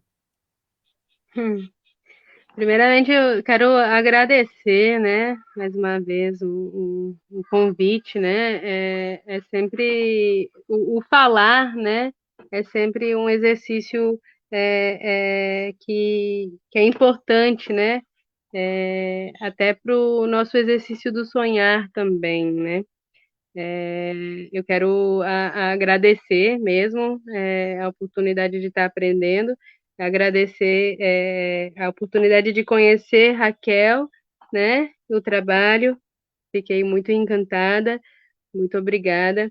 Quero também só colocar uma coisa de atenção, assim, né, para quem estiver assistindo, né, se vocês puderem estar acompanhando, né, a página e os movimentos da Cunhanguê, Atiguaçu, que é a Grande Assembleia das Mulheres Guarani Kaiowá, né, nessa última fala em que eu falo, né, sobre essa intolerância religiosa, né, só nesse ano, né, eu posso estar falando errado, mas que eu acompanhei, né, foram 2 casas de rezas, né, incendiadas, né? Então, isso é muito grave, né? Quando a gente fala em direito, né, de ser, né? E aí no Guarani a gente fala que é o tecoporã, né, que é o modo de ser, né? As nossas casas de reza são essenciais. Então a Cunhanguê tá com uma vaquinha, né, para poder fazer a reconstrução das casas de reza de todo o território Cone Sul. Então cada, né, o projeto está reconstruindo essas casas de reza, não só reconstruir, mas também fazer todo o acompanhamento, né, desde câmera, desde água, né, para a gente poder estar preservando, né, essa memória, né, esse espaço que é tão importante. Então eu faço esse convite para quem está aí, né, e que pode, que quer contribuir, né, me perguntam, Miguela, como é que eu posso contribuir com a causa? Contribui com a Cunhanguê Tiguaçu, contribui com a Tiguaçu, com os movimentos, com os conselhos, né? Isso é muito importante, esse fortalecimento. E demais, a Guidê, gratidão a todos e todas e todos.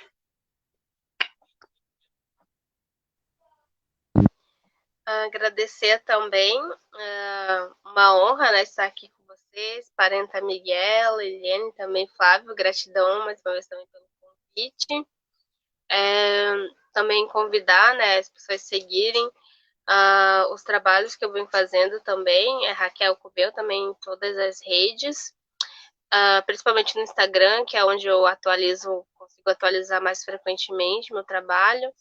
Atualmente eu estou com uma residência artística em Porto Alegre, no Centro Cultural Vila Flores, dia 4 de dezembro, né, início de dezembro, é um sábado, às 18 horas eu vou estar apresentando um trabalho, né, conclusão, não digo conclusão, mas o resultado, né, dessa vivência ali no Centro Cultural, trazendo essas urgências, né, indígenas, mas também acredito que para a vida do planeta em si, né, da Terra em si, para todos, né, enquanto sobrevivência, né, o Flávio lembrou nosso parente Heitor Krenak, né, que fala das ideias para adiar o fim do mundo. Nós indígenas vemos, né, que né, a cosmologia Yanomami, né, de segurar o céu. Então, vou apresentar uma video performance, né, uma performance interativa ali com uma projeção. E também resultados de outros trabalhos que eu venho realizando com a Rede Indígena Porto Alegre, né, que é uma rede do Centro de Referência Indígena Afro do Rio Grande do Sul, né, um projeto criado durante a pandemia para prestar nessa solidariedade, nessa cooperação com outros povos, né, passamos por algumas aldeias com doação de cestas básicas, principalmente kits de segurança, né, o que o governo não ofereceu, nós tentamos na possibilidade, né, oferecer para os nossos parentes aqui, né, e principalmente a gente vem realizando um trabalho muito importante também com as mulheres artesãs, né, nós sabemos que em Porto Alegre, para quem mora aqui na cidade, é uma invisibilização, tanto que não faz parte do calendário oficial, né, da cidade, muito menos do turismo, né, então não há políticas públicas para essas mulheres, né, para os povos num geral, assim, no Rio Grande do Sul, em Biá-Guarani, Caingangue, Charrua, tá? Então, tem essa residência, vou apresentar no dia 4. Tem outros trabalhos também, podcast de arte indígena, um parcial, assim, de alguns artistas indígenas, pessoas que pensam também sobre essas cosmologias, né, no geral também. É só procurar lá no YouTube, podcast arte indígena, que vai aparecer, porque é o nome. Eu já tentei digitar o nome do podcast e eu não consigo achar, né? Então, por podcast arte indígena, você já quer Nhentiró, o nome, né? Que é o nome em Guarani, que é a rede, né? Essa rede, né? Que nós fazemos aí com os parentes. Foi um professor Guarani, que inclusive deu esse nome, né? Então, é isso, gente. Então, vão lá, dá uma olhada ali no meu Instagram, que tem outras referências lá também que eu não lembro agora.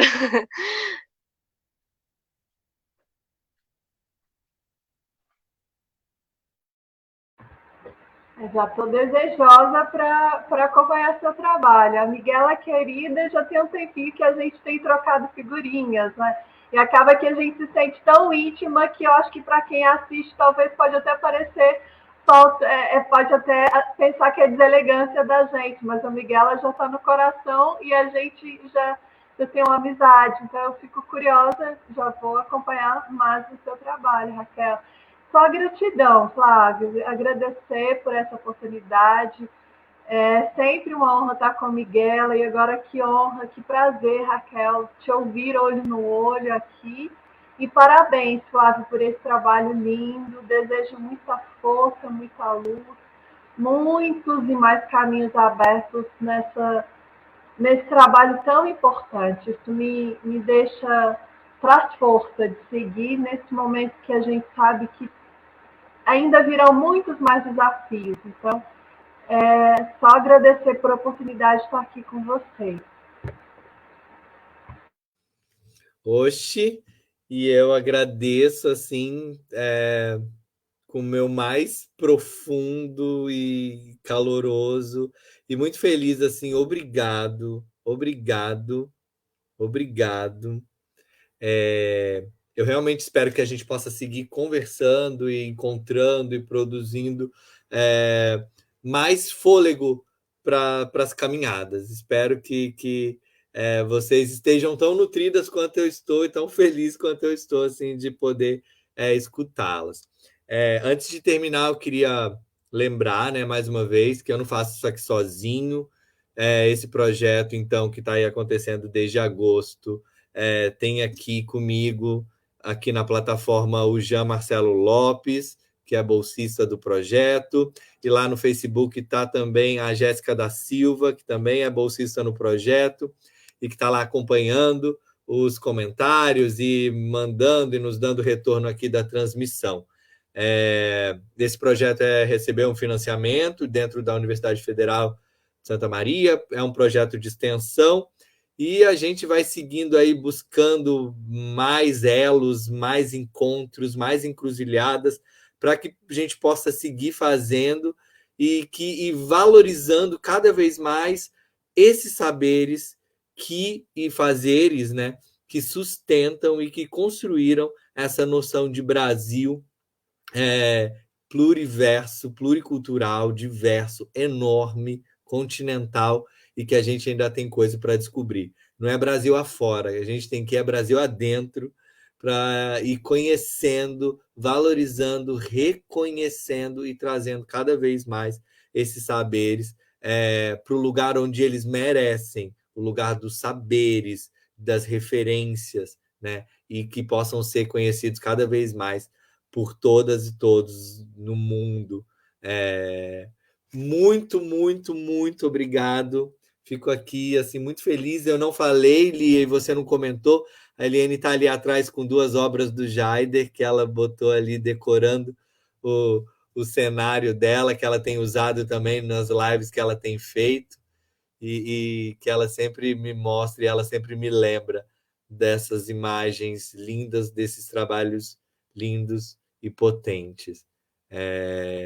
Obrigado mais uma vez. Boa noite para vocês. Obrigado para quem seguiu nos acompanhando aqui até agora. Para quem não conseguiu acompanhar, depois os vídeos seguem ali no Facebook também, vocês podem assistir.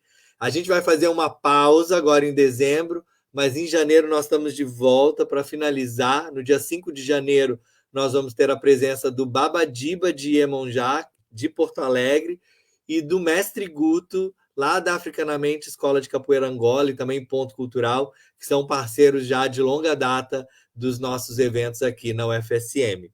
E depois, para o final de janeiro, a gente ainda está com a data para confirmar, a Associação de Arte Negra Ara Dudu, que eu estou aqui, inclusive, com a camiseta deles. É um projeto que eu estou muito próximo, tenho muito carinho. Eles vão estar aqui para encerrar essa edição de 2021 do projeto Encruzilhada de Saberes e Fazer. Raquel, um beijo grande, bom fim de semana para você, bom descanso, muito obrigado pela generosidade, pelo carinho. Miguela, um beijo grande para você, para suas crianças aí, tudo de bom, bom fim de semana, que o fim de ano seja bonito aí para vocês e que as forças se renovem para o ano que vem estarmos aqui firmes e fortes. Liene, um beijo grande, minha irmã, parceirona, de todas as horas, de muitas trocas, de muitos aprendizados. Obrigado, obrigado, Jean, obrigado, Jéssica, obrigado a todo mundo. Um beijo no coração e até mais. Obrigado. Jean, pode encerrar para a gente a transmissão.